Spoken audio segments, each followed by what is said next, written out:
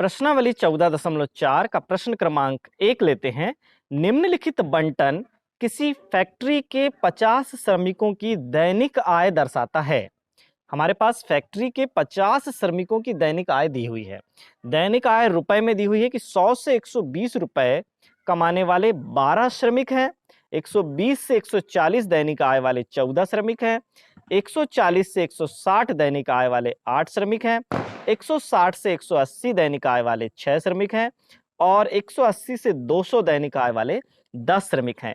उपरोक्त बंटन को एक कम प्रकार के संचयी बारंबारता बंटन में बदलिए और उसका त्वरण खींचिए। जैसे मैं आपको बोलूं कि 200 से कम कमाने वाले कितने श्रमिक हैं, तो आप बोलोगे सर सबसे अधिक मान कितना है, 200 है, तो सारे श्रमिक 200 से कम कमाने वाले हैं, यानी ऐसे श्रमिकों की संख्या 50 है। यदि मैं बोलूंगा कि 200 से अधिक कमाने वाले श्रमिकों की संख्या कितनी है, तो आप बोलेंगे 0 है।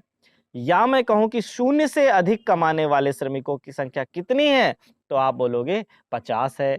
तो से अधिक प्रकार का और से कम प्रकार का जो तोरण होता है उसके बारे में हम यहां जानेंगे। तो से कम प्रकार का तोरण कैसे बनाना है, तो आइए हम पहले एक संचयी बारंबारता सारणी तैयार करें। हमने ले लिया दैनिक आय रुपयों में, श्रमिकों की संख्या और श्रमिकों की संख्या की संचयी बारंबारता। तो हमें यह पता है से कम प्रकार हम ले रहे हैं, तो सबसे छोटा मान हमारा 100 है और 100 से कम कितने श्रमिक कमाते हैं, तो ऐसे श्रमिक 0 है और उनका योग भी 0 है। 120 से कम कितने श्रमिक कमाते हैं, तो सर 100 तक तो 0 है।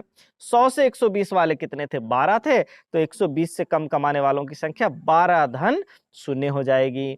140 से कम कितने श्रमिक कमाते हैं, 140 से कम कमाने वाले, यहां पर 120 से 140 कमाने वाले श्रमिकों की संख्या 14 है, लेकिन 100 अब हमें देखना है कि 140 से कम हमें लेना है, तो उनकी संख्या कितनी हो जाएगी, 12 धन 14 बराबर 26। हमें पता था कि 120 से 140 कमाने वालों की संख्या तो हमें दी हुई थी 14, लेकिन अब हमारे पास 140 से कम कमाने वाले श्रमिकों की संख्या है। सीधे तीसरे नंबर के कॉलम में हम ट्रांसफर हो जाएंगे और इनकी संख्या हो जाएगी 0, 12 धन 14, टोटल हो गए 26। 160 से कम कमाने वाले श्रमिकों की संख्या हमें पता है कि 140 से 160 कमाने वाले 8 थे, लेकिन अब हमारे पास नई संख्या आ गई कि 160 से कम कमाने वाले हो गए यहाँ के 8 और ऊपर के 26, मिलाकर 26 धन 8।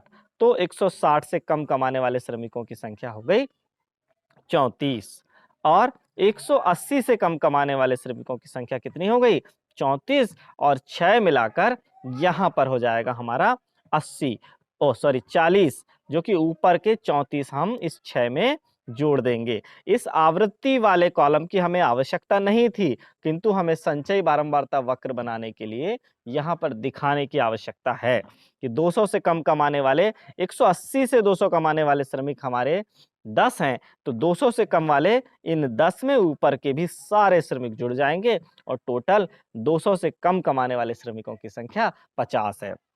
तो अब हम ये जो बनाएंगे, ये जो तैयार करेंगे, ये हमारा होगा संचयी बारंबारता वक्र। तोरण जो हम तैयार करेंगे वो पहले और तीसरे कॉलम के बीच में तैयार करेंगे। पहले कॉलम को दैनिक आय रुपए को मैं एक्स अक्ष पर लूंगा और श्रमिकों की संख्या या संचयी बारंबारता को मैं वाई अक्ष पर लूंगा। तो चलिए तोरण कैसे तैयार करेंगे, एक्स अक्ष पर श्रमिकों की दैनिक आय एवं वाई अक्ष पर श्रमिकों की संख्या की संचयी आवृत्ति लेने पर से कम प्रकार का निम्न तोरण तैयार होता है। ये देखिए यहां पर मैंने लिया कि 100 से कम के मान हमारे यहां पर 20, 40, 60, 80, 100 के रूप में दर्शाने से बढ़िया हम इस तरह के निशान लगा दें, तो यहां पर सारा जो बीच का मामला है वो सब यहां पर विलोपित हो जाता है और 100 से सीधे हमारा ग्राफ यहां से चालू होगा। सबसे पहला मान हमारा 100 है, फिर हमारा दूसरा मान 120, 140, 160, 180 और 200 है। तो इसके बाद हमारे यहाँ पर हम लेंगे संचयी बारंबारता का। देखिए संचयी बारंबारता का उच्चतम मान 50 है और न्यूनतम मान 0 है, इसलिए हम इसे 10, 20, 30, 40, 50 के पैमाने में इस तरह से वाई अक्ष को जमा देंगे। 100 के लिए संचयी आवृत्ति 0 है तो 100 को 0 से की सीध में लगा देंगे। और 120 की सीध में संचयी आवृत्ति 12 है, इसलिए 12 के साथ 120 का बिंदु प्राप्त होगा। 120 12 ये बिंदु क्रमांक 2।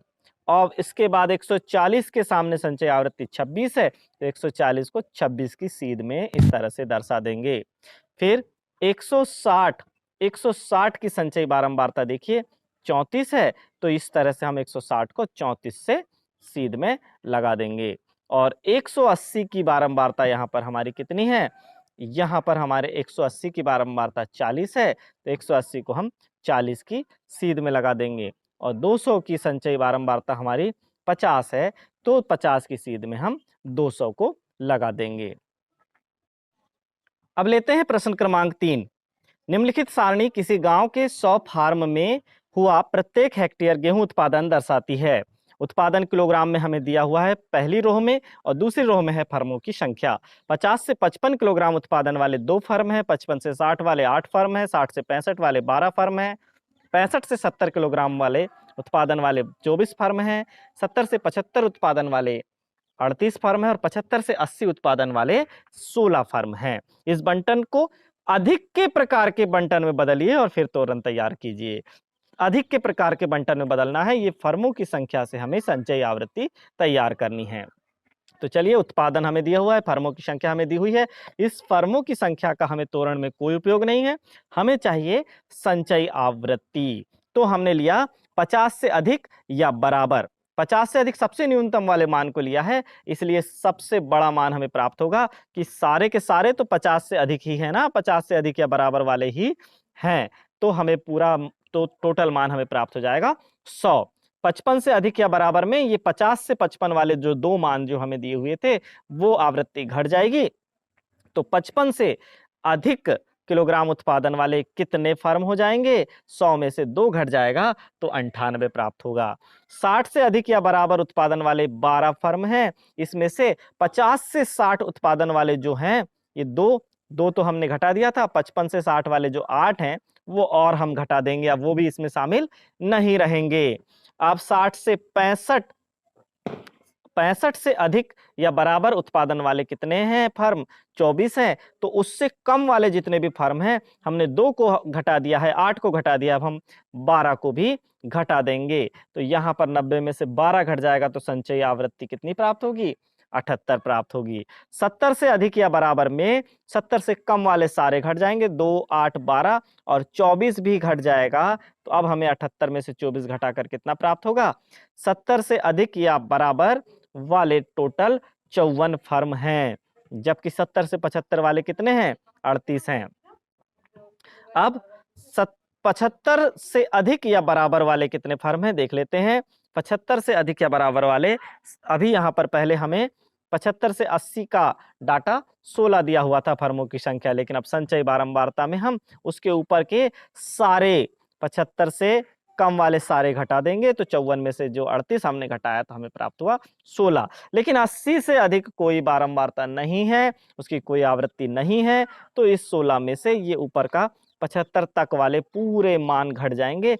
तो हमने 2 घटाया, 8 घटाया, 12 घटाया, 24 घटाया, 38, अब हम 16 भी घटा देंगे। तो 80 से अधिक बारंबारता वाले या 80 से अधिक उत्पादन वाले फर्मों की संख्या 0 है। इससे अब हम तोरण के रूप में कैसे जमाएंगे?